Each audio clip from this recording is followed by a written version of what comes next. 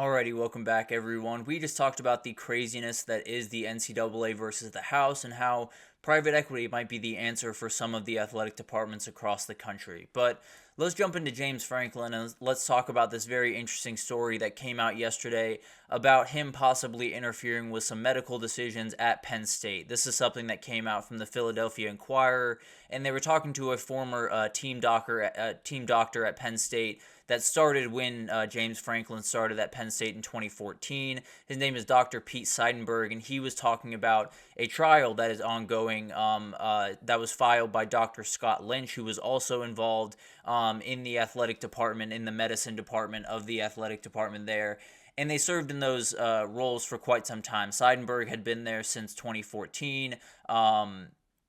Lynch had been there since 2019. So all of these incidences have happened over the last couple of years, and it's something that is definitely very interesting to kind of follow. And I'm not necessarily sure what the exact details of the case are, but I do know one of the conversations that was happening, or one of the stories that was detailed by Lynch in this case and by Seidenberg to the Philadelphia Inquirer, was talking about a player, and it was talking about James Franklin and the athletic director, Sandy Barber. They were talking about a specific player who will remain nameless here, obviously. Apparently, he had attempted suicide and wanted to be medically disqualified from the team while receiving, treatment for this issue that he was dealing with.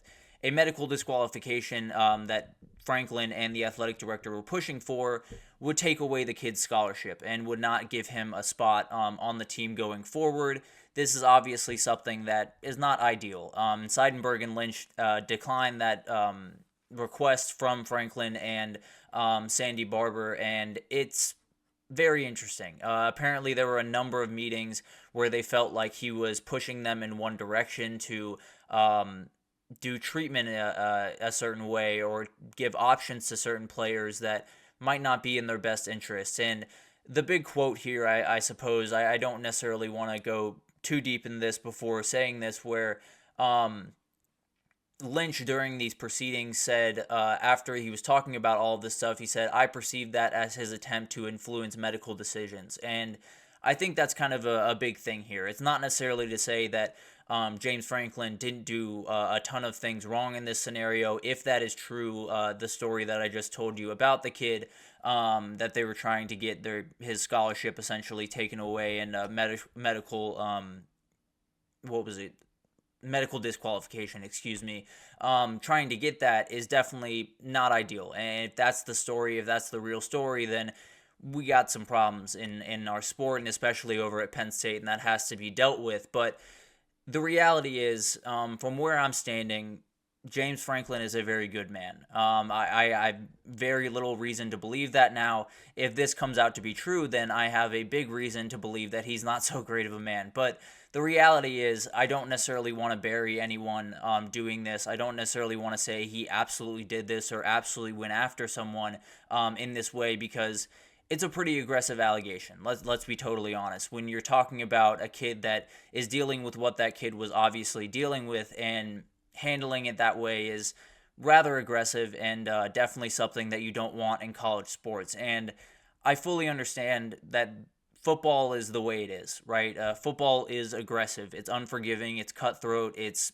everything in between. It's going to be one of the sports where when you're on the field, you're going to get yelled at, and you're going to get, they're going to tear you apart a little bit, and it's going to be a little aggressive, and you got to have thick skin at times. But the reality is, we've let that kind of permeate throughout the entire sport. And it's not necessarily just about being on the field and being intense and being about it and being all in on your guys and maybe yelling a little bit more and being fully engaged, but it's going across everything. And it's not necessarily just an on-the-field issue. It's an off-the-field issue where these guys just feel like they can't do certain things because it's not the football mentality. And that's a whole other problem, which we can get to as we kind of go a little bit deeper in this show. But the reality is, when you look at college football and you look at the facilities and you look at all of the ability that some of these programs have, especially from a football perspective, the idea that you would have any gaps in your medical coverage, the fact that you would have any issue with this type of thing, is a little bit crazy to me. And I understand that everyone's kind of coming around on this, getting more mental health people in the building and making sure that's a bigger part of your conversation. But it should have been a long time ago. And the reality is, even if, the conversation started a couple of years ago, the infrastructure should be in place pretty quickly. And I don't know when all of this stuff happened. I don't necessarily want to say that Penn State is handling this, entirely wrong, because I don't know the details of how they're specifically handling it. I just know that if the story is true, where you would, medically disqualify someone, lose a scholarship for a kid that is dealing with that type of thing, you have problems that need to be fixed, point blank, period. And it's a problem that kind of happens around sports and around football in particular, where you have coaches that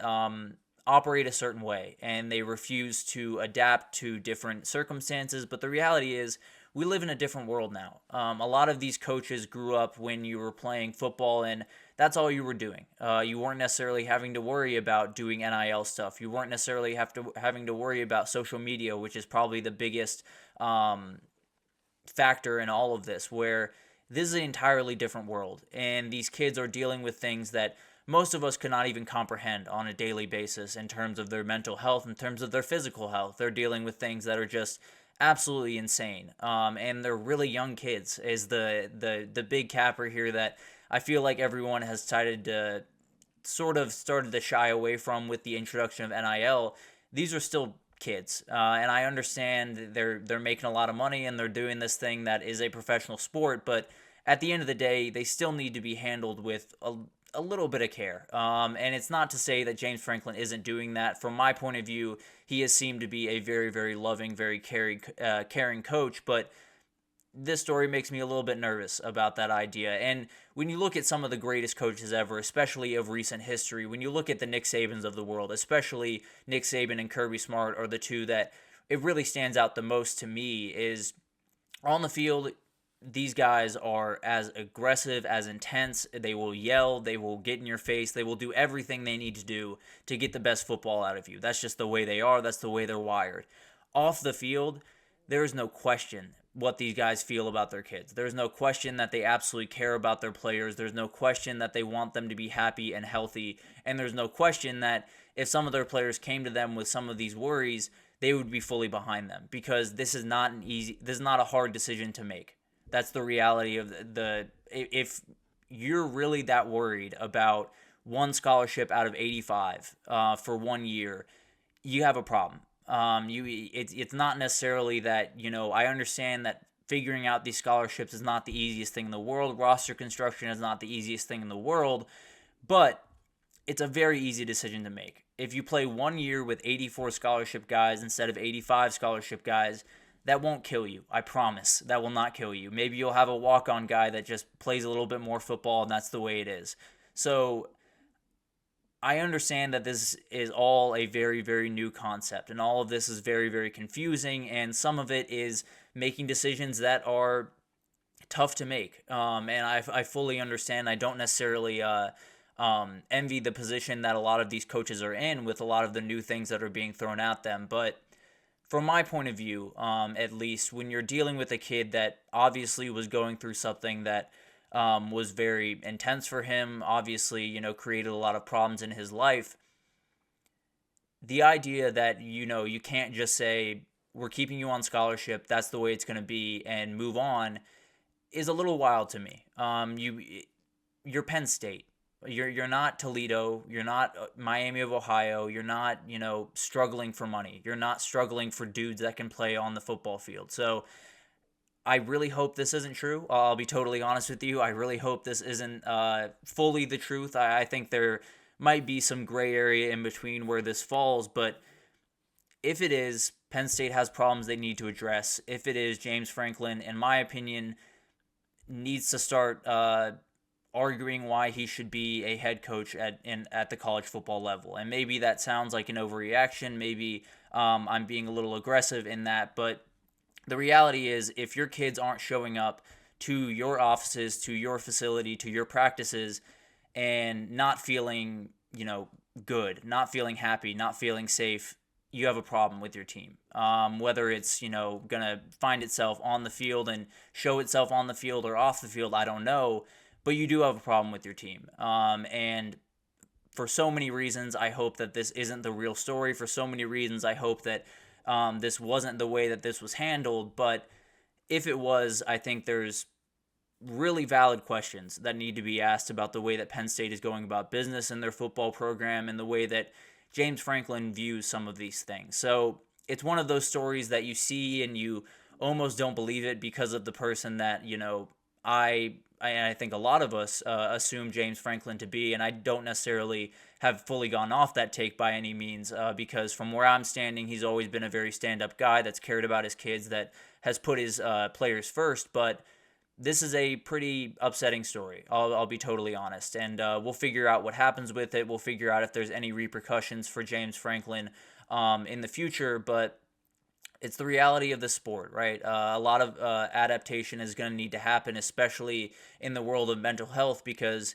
it's not something that a lot of college football teams had to deal with even, 10, 15 years ago, because it wasn't something that was as prevalent in this game. And with social media, with all of the stuff that these guys have to deal with, it's going to be more prevalent. And the easiest decision in the world should be to keep that guy on scholarship and let him deal with whatever he has to deal with to the side of the team. So it's one of those stories that you see and you really hope is not true. You really hope that this is not the way that it fully went down, but I wish I could tell you that I'm confident that it's not the way it went down. I wish I could tell you that I'm confident that this isn't the way that college football works, but it might just be.